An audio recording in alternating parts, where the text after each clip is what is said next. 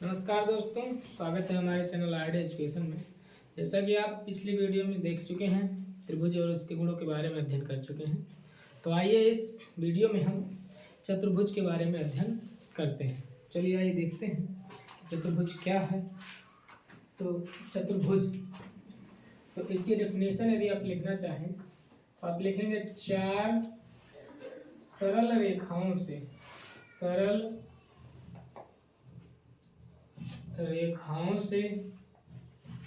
घिरी हुई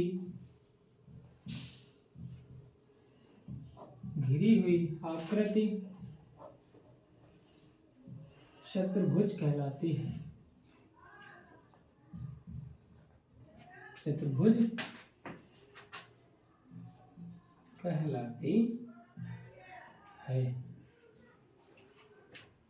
चार सरल रेखाएं होंगी, उनसे घिरी हुई आकृति को चतुर्भुज कहेंगे। यह 2D आकृति होती है। 2D आकृति होती है। 2D का मतलब क्या होता है? 2 डायमेंशन में 2 दिशाएं होती हैं, एक लंबाई और एक चौड़ाई।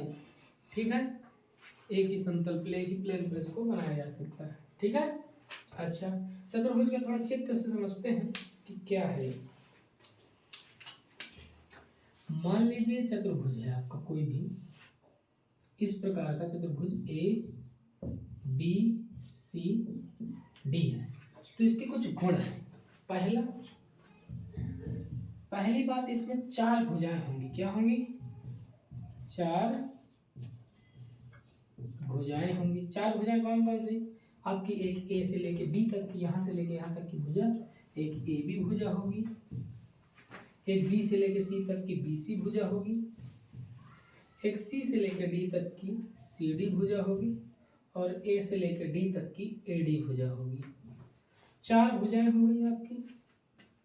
दूसरा देखते हैं, इसके 4 शीर्ष होते हैं। 4 शीर्ष होते हैं। 4 शीर्ष जो आपके कोने दिख रहे हैं, ये कोने, ये तो शीर्ष A आप लिख सकते हैं, शीर्ष A, शीर्ष B, शीर्ष C, शीर्ष D।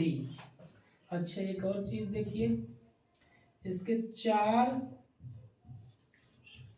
अंतःकोण होते हैं।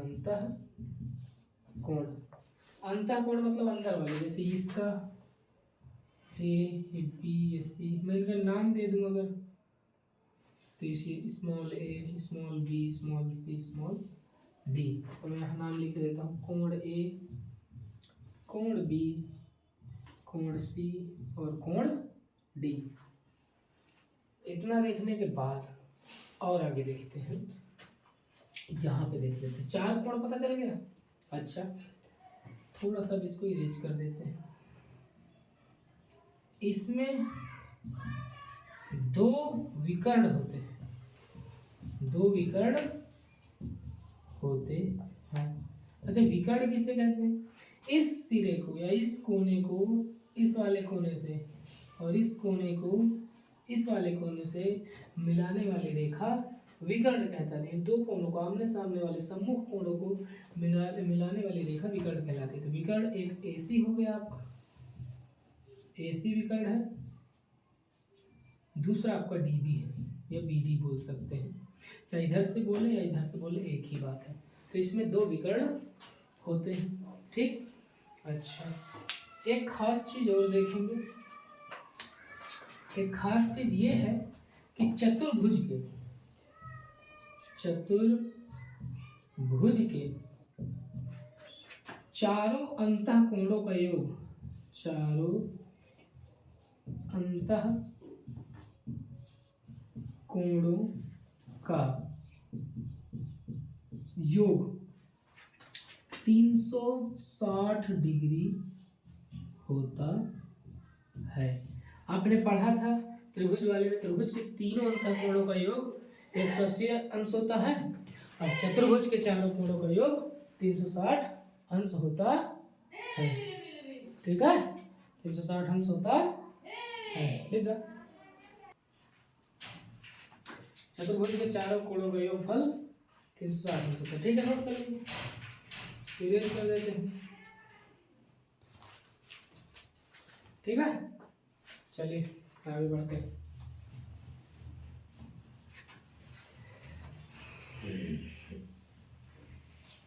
अच्छा, थोड़ा सा और सीख लेते हैं, देख लेते हैं कि चतुर्भुज में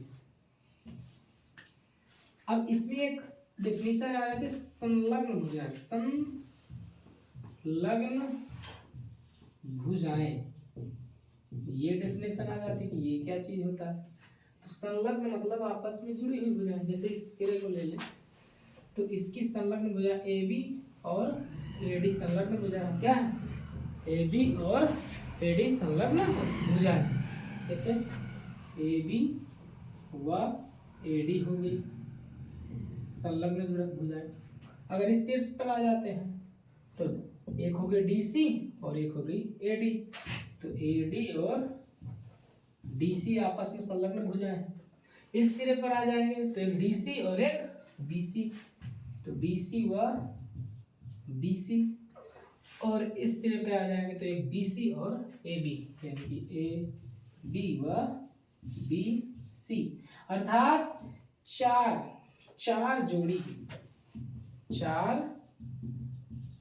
जोड़ी आपको संलग्न भुजाएं मिलेंगे। 4 जोड़ी संलग्न भुजाएं मिलेंगे। इसी प्रकार एक होता है संलग्न कोण। संलग्न कोण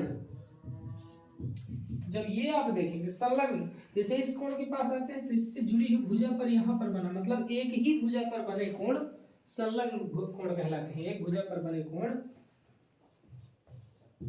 एक ही भुजा से बने कोण संलग्न कोण कहलाते हैं। संलग्न कोण कहलाते। जैसे ए, कोण ए और कोण बी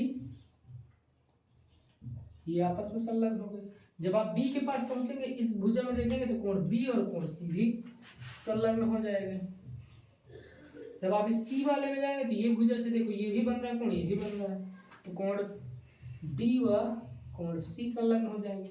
जब डी पर आएंगे तो डी और ए, कोण डी व कोण ए आपस में संलग्न कोण कहलाते हैं। मतलब कोई भी भुजा उठा लेंगे आप, ये भुजा पकड़ेंगे तो इसमें यहाँ ये कोण भी बन रहा है ए और कोण बी, तो आपस में ये दोनों संलग्न कोण, कोण ए और कोण बी। अगर इस भुजा पे आएंगे तो इस भुजा पर ये भी कोण बन रहा है, ये वाला भी बन रहा है, तो कोण बी और कोण सी संलग्न कोण कहलाएगा। ठीक है, नोट कर लीजिए।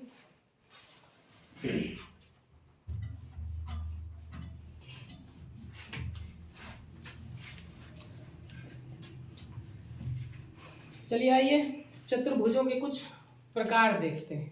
काइंड्स ऑफ क्वाड्रिलेटरल है चतुर्भुज के प्रकार।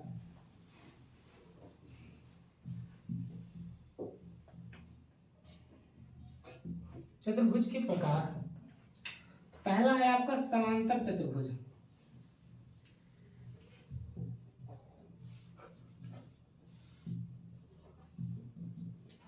समांतर चतुर्भुज, तो इसके लिए लिखिए आप ऐसा चतुर्भुज जिसकी चारों भुजाएं समांतर होती हैं।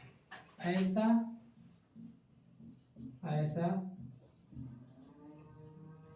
चतुर्भुज जिसकी चारों भुजाएं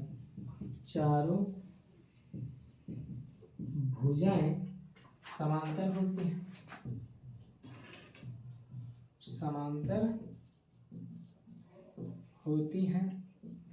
तथा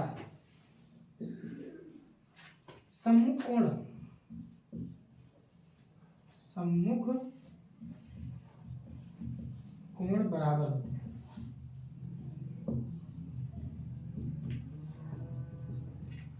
तो ऐसा चतुर्भुज जिसकी चारों भुजाएं बराबर हों, बराबर भी होंगी, ठीक है, चारों भुजाएं बराबर हों व समांतर हों।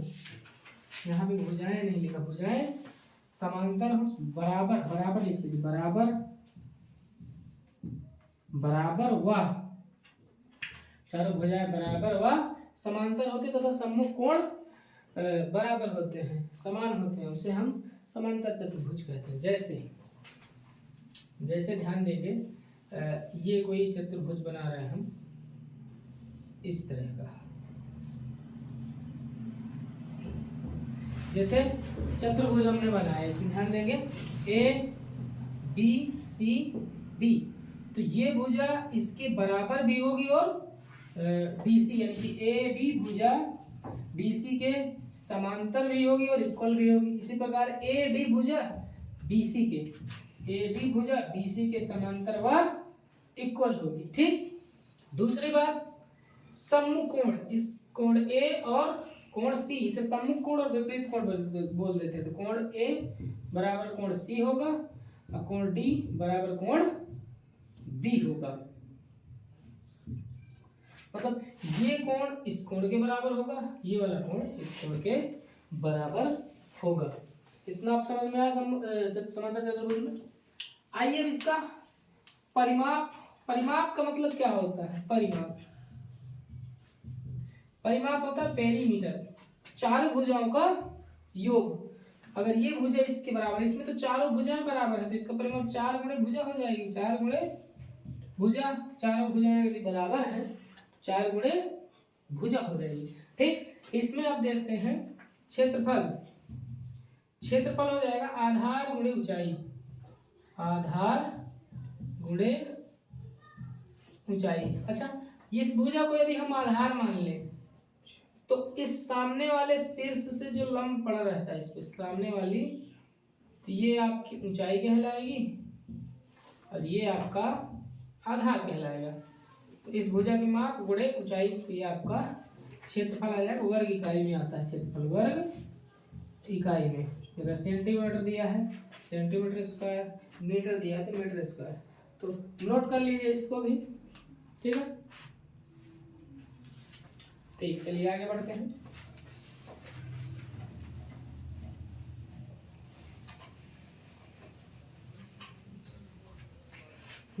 समांतर चतुर्भुज के बाद हम आगे बढ़ते हैं। एक होता है समलंब चतुर्भुज। समलंब चतुर्भुज, अच्छा, इसमें क्या होता है, इसमें केवल एक जोड़ा, इसमें इस चतुर्भुज में, इस चतुर्भुज में,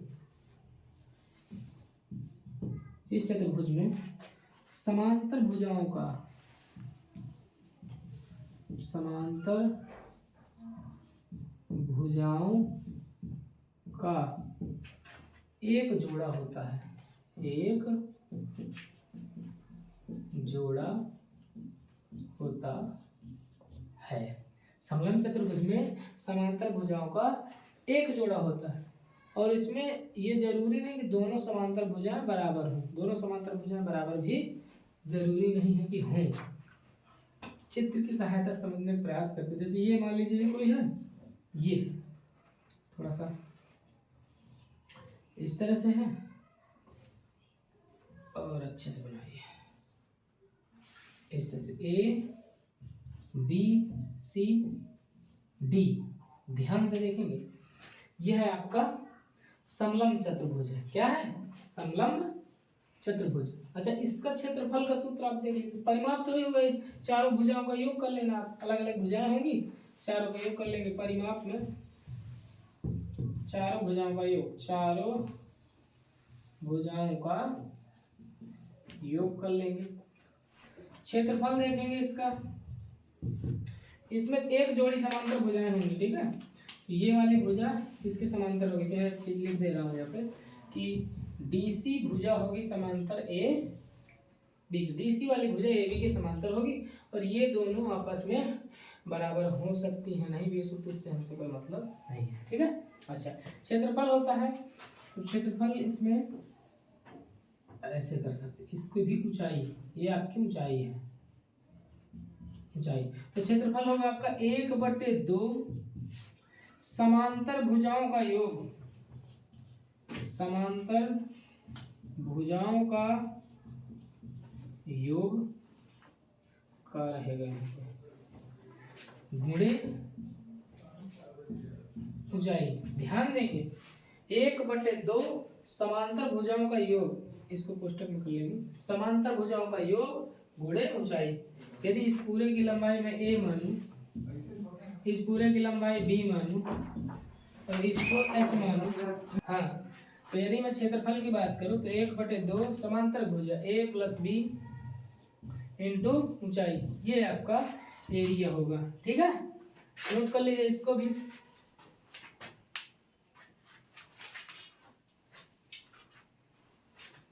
ठीक, चलिए आगे बढ़ते हैं।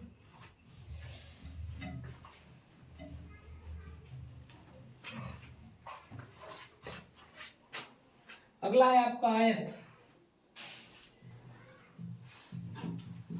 आयत तो लिख देंगे इसमें भी, आयत की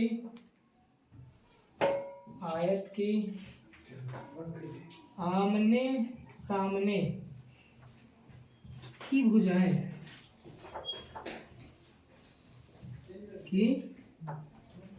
बराबर होती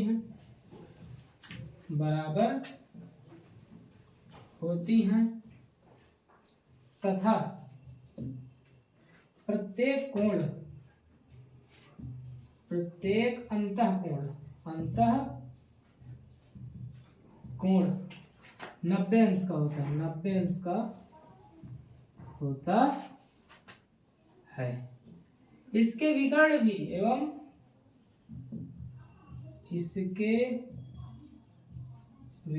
भी समान होते हैं।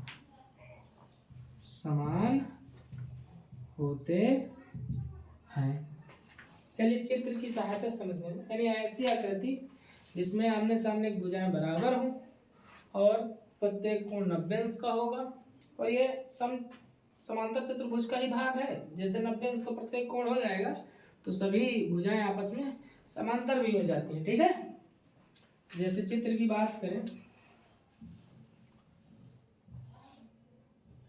इस प्रकार का आपका ABCD चित्र बनेगा। प्रत्येक कोण आपका 90 अंश का रहेगा। यदि मैं इस भुजा को L मान लूं लंबाई, इस भुजा को चौड़ाई मान लूं B, ठीक है। यदि मैं इसे L मान लूं, इसे B मान लूं, तो इसके यदि परिमाप की बात करें, उसका परिमाप होता है 2 गुणे लंबाई प्लस चौड़ाई। ये लंबाई और ये चौड़ाई, या फिर एक बार L इसे जोड़ेंगे, इसे भी L मान लेते हैं, इसे भी B मान लेते हैं। ठीक है, आमने सामने भुजा बराबर होती है। ठीक है, तो 2 बार B जुड़ेगा, 2 बार L, तो वही चीज लिखी हुई है। ठीक है, क्षेत्रफल की बात करें,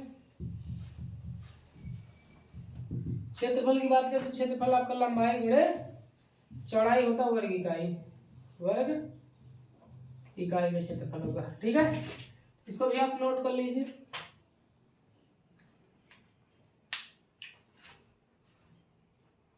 चलिए आगे देखते हैं।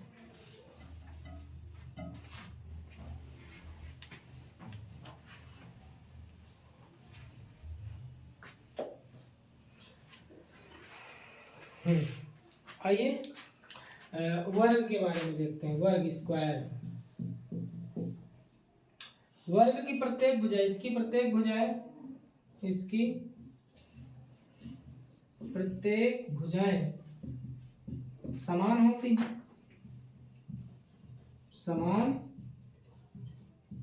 हैं तथा प्रत्येक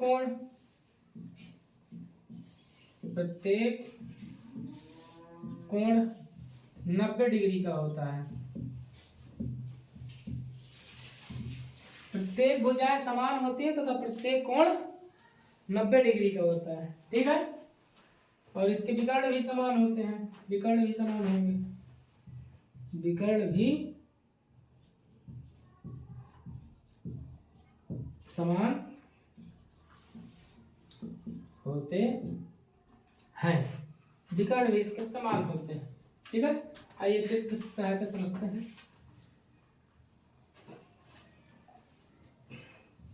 A B C D, इसकी चारों भुजाएं बराबर होती है। जैसे ये मान लीजिए ए है तो ये भी ए होगी, ये भी ए होगी और ये भुजा भी ए होगी। ये कोण 90 है, ये कोण भी 90, ये कोण भी 90 और ये भी 90 अंश के होंगे। चलिए इसके परिमाप की बात करते हैं। ये भी समांतर चतुर्भुज का ही हिस्सा है। परिमाप की बात करते हैं। परिमाप होता है 4 गुणे भुजा, 4a लिखे देते हैं, 4 गुणे भुजा होता है परिमाप इसका, ठीक है। परिमाप हो जाएगा। और क्षेत्रफल की बात करेंगे। क्षेत्रफल होता है भुजा स्क्वायर यानी साइड स्क्वायर। हिंदी में लिखना चाहे तो इसे भुजा स्क्वायर लिख सकते हैं, ऐसे लिखते हैं तो 4 गुणे भुजा भी लिख देते, ठीक है। फिर नोट कर लीजिए इसको, ठीक है। इसमें आइए अगला देखते हैं।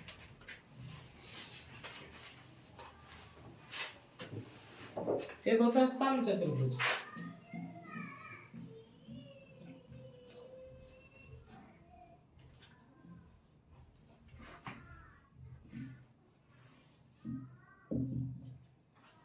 समचतुर्भुज क्या होता है? समचतुर्भुज की चारों भुजाएं बराबर होती हैं, चारों समांतर भी होती हैं। चारों भुजाएं इसकी बराबर समांतर भी हो सकता है। इसकी चारों भुजाएं बराबर होती हैं, इसकी चारों भुजाएं बराबर होती हैं तथा विकर्ण 90 डिग्री पर समद्विभाजित करते हैं। समद्विभाजित करते, ध्यान देना इसकी चारों भुजाएं बराबर होती हैं और ये इसके विकर्ण 90 डिग्री पर समद्विभाजित करते हैं। जैसे इस तरह से कोई भी ले लेंगे, ए बी सी डी। कहने का मतलब 90 अंश का कोण यहाँ नहीं होता, ठीक है। 90 अंश का कोण नहीं होगा। 90 अंश का कोण हो जाएगा तो फिर वो वर्ग बन जाएगा, क्योंकि चारों भुजाएं, तो इसकी चारों भुजाएं, ये भुजा, ये भुजा, ये भुजा, ये भुजा, तो डी सी बराबर होती है ए डी बराबर होती है बी सी और डी ए। ये चारों भुजाएं आपस में बराबर होती हैं। अच्छा, परिमाप की बात करें 4 गुणे भुजा हो जाएगी। परिमाप की बात करेंगे तो 4 गुणे, कोई एक भुजा ले लेंगे, 4 का गुणा कर देंगे। क्षेत्रफल की बात करें तो क्षेत्रफल इसमें क्या होगा, विकर्णों का गुणनफल के बराबर होगा। क्षेत्रफल क्या होगा, विकर्णों का गुणनफल, विकर्णों गुणनफल होता है। विकर्ण जैसे मान लीजिए ये है, एक ए है विकर्ण, इसे ए मानते हैं, तो ये वाला विकर्ण बी है, ये हमेशा 90 पर समद्विभाजित करते हैं और ये ए इंटू बी हो जाएगा, ए इंटू बी, ठीक है। वर्ग इकाई में क्षेत्रफल वर्ग इकाई, वर्ग इकाई, ठीक है। नोट कर लीजिए इसको भी।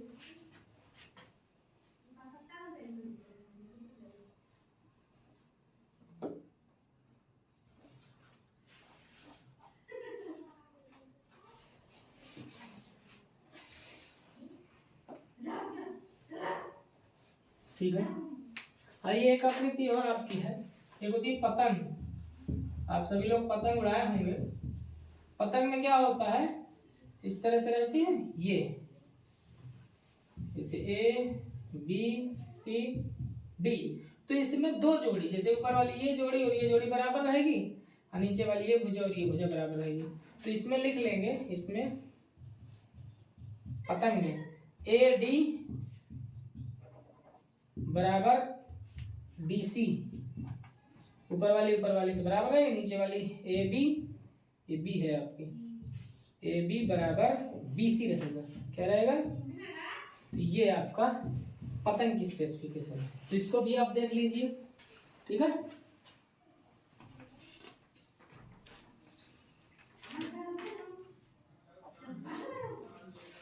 नोट कर लीजिए।